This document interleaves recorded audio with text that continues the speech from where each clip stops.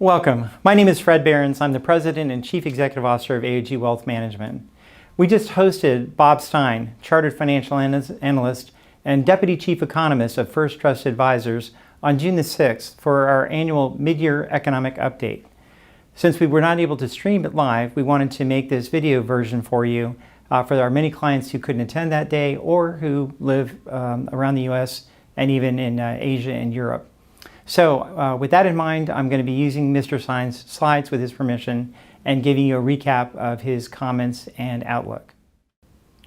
Three big predictions from the analysts at First Trust. First of all, they believe that there's very likely going to be a recession late in 2023 or early in 2024. They also believe that CPI will peak in 2023 at around 4.25% on an annualized basis. And thirdly, they believe that the Fed's dot plot shows that the Federal Open Market Committee will likely raise interest rates somewhere around 5 1/8 to 5 1/4, and thereafter at some point will begin to drop. They don't see a Fed rate decrease until very late this year or more likely into 2024. So starting off with home prices, which are obviously near and dear to most of us, we've seen an incredible increase in home price and values the last several years, and of course with interest rates going up the last year, sales have slowed down quite a bit, but prices have still remained pretty high. So the question is, are we in a bubble, and is that bubble going to pop like it did after the 07, 08, 09 price increases, or are we in a different set of circumstances? We have two slides that show contradictory information, and then I'll give you the consensus prediction from First Trust Advisors. So one of the ways to measure the cost of a home and whether or not it's a fair value or not is to look at how much would it cost if you had to replace your home in terms of the replacement costs now. And relative to the bubble of 07, 08, and 09, home value replacement costs are actually quite a bit lower, adjusted for inflation, than they were during the last bubble. That would indicate that home prices are close to fairly priced and there's not a bubble currently. Another way to look at the value of homes is what could you get if you rented your home out? And we look at the rent, and when we look at the rent value for renting out your home, it's actually very close to the peak valuation again of 07, 08, 09 when we were in a bubble. That would indicate that we are in a bubble, that bubble is going to burst at some point, and that prices would decline significantly like they did a decade and a half ago. However, First Trust Advisors believes that even though home price rents are up significantly, because replacement costs adjusted for inflation are so much lower, they don't believe that we're in a bubble. And if anything, perhaps prices might decline up to 5% nationally. Of course, each market's going to vary. But nationally, they don't expect that we're in a significant bubble or to see a significant drop in home prices. One of the reasons for that consideration is that, generally speaking, we need to build about 1.5 million new units each year. Now that would include single-family homes, townhouses, condos, and apartments. Now prior to the last bubble, we were building far more than could be absorbed, north of 1.5 million per year, actually more than 2 to 2.5 million per year. In the intervening period since the last bubble, we have underbuilt that $1.5 million line substantially. And even during the last price appreciation, the last 3 or 4 years, we only approached and went slightly over the 1.5 million units needed to keep up with our legal population growth, our immigration, scrappage, and of course something to consider is that seniors are staying in their own homes longer, which means that they're occupying those homes longer and those are not available for the next generation. So according to this graph, this reinforces First Trust's position that we are not in a significant bubble. They believe that we need to add at least another 1 million homes just to get to parity with the population and demand. So in looking at the major policy themes that will exist between now and the next presidential election, top of mind is the tax hike question. We have a number of the tax benefits from the Tax and Jobs Cuts Act that was put in place in 2019 that are sunsetting in 2026. But with divided government, Republicans holding the House, Democrats holding the Senate, and the presidency, unlikely that there will be any changes or tax hikes over the next 2 years. Similarly, the Democrats would like to raise the minimum wage to $15, unlikely that they will get majority together in order to make that legislation. Probably more theatrics with regard to the debt limit extension, but with that extension now in place for 2 years, while there will be the budget battles that go on, it will be more theatrics than actual significant changes. Similarly, although big tech is definitely in the crosshairs of the Biden administration, because big tech overwhelmingly supports the Democratic Party, it's unlikely that there will be major changes. So a lot of barking, not much bite. Looking ahead to the 2024 presidential election, currently we have almost a half dozen Republicans who've thrown their hat in the ring. Donald Trump continues to maintain a large lead, although it looks like the governor from Florida, Ron DeSantis, may be able to challenge him.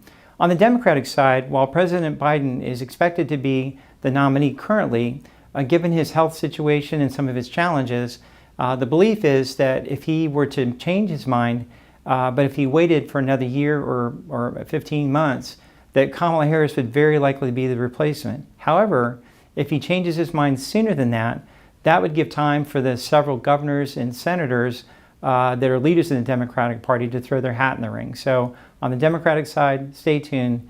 Let's see what the president decides to do. On the Senate side, First Trust would call this a generational opportunity for Republicans if they nominate good candidates. In the right column, you see seats that are likely to be won by Republicans, which include seats they already hold, as well as 3 Democratic seats in Montana, Ohio, and West Virginia. In the left column are seats currently held by Democrats, which they are likely to hold. And in the middle column are seats that we would call purple states that sometimes go one way or the other. And all of those seats, except for one in Florida, are currently held by Democrats. So again, if Republicans nominate high-quality candidates and just split that middle section, they would have a substantial majority in the United States Senate following the 2024 election. Now, we do get calls and emails from clients from time to time who are worried about this increase in the debt ceiling, our debt, and our deficit. But when we look at the debt and deficit through the lens of a couple different metrics, First Trust does not believe it's a concern. They don't like it, but they don't think it's going to change our status as the reserve currency of the world anytime soon. Looking at our debt service versus our gross domestic product, it's currently at a very low rate relative to historical norms. Still not ideal, but not a great threat to our economy or our national status as the reserve currency. Also looking at debt service relative to government revenue, still relatively low to historical standards. And so again, not a large concern, not ideal policy, but not a large concern relative to our overall economic health and our health as a nation. One of the reasons also to consider is the money supply. So when one looks at the money supply as measured by M2 as well as inflation, one sees that when all those factors are calculated, obviously 2020 we had a significant increase, 2021 less so, 2022 we actually, although we still have inflation, the government has begun to reduce cash in the system, and the estimate for 2023 is that will be done even further. So this is how the Federal Reserve has 2 tools at its disposal. We've obviously seen interest rates gone up faster in a shorter period of time historically than ever before. But in terms of the money supply, we see them reducing the money supply consistently. And so using both levers, raising interest rates and reducing the money supply, obviously for the Federal Reserve, inflation is the biggest concern right now. Maximizing employment is now definitely taking a back seat.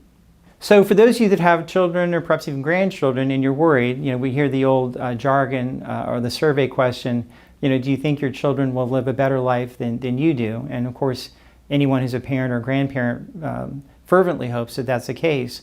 But when we look at Gen X versus the baby boomers at the same point in their career, adjusted for inflation, believe it or not, Gen X is doing better.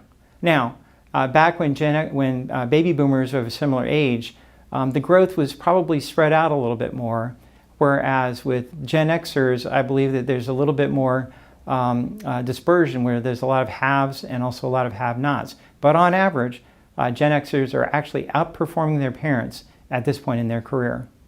Now to go to the next group, a lot of people have been concerned that with a pending recession, with the one that we got out 10 years ago, with COVID right in the middle, that perhaps our millennials are at an even greater disadvantage. And while they certainly face challenges that we have not had to do as a country before, they are right on the same path as the Gen Xers. So hopefully we see our country continue to grow.